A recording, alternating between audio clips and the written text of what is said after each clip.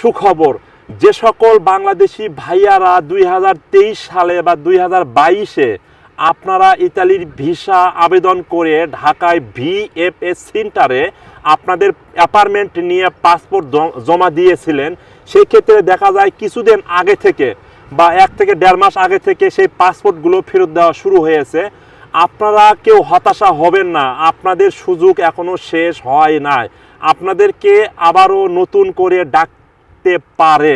অনেকেই আমার কাছে জানতে চেয়েছেন, ভাইয়া আমরা যেহেতু ভিএফএস সেন্টার আমাদেরকে পাসপোর্ট ফেরত দিয়েছে, আমাদেরকে মনে হয় আর ডাকবে না বা আমরা ইতালির ভিসা পাবো না।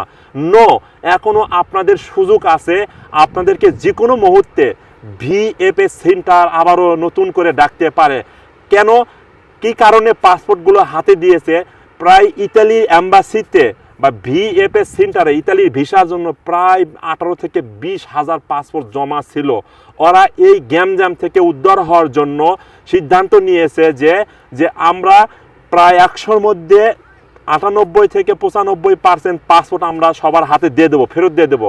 আর অলরেডি কিন্তু তারা পাসপোর্টগুলো দিয়ে দিতেছে।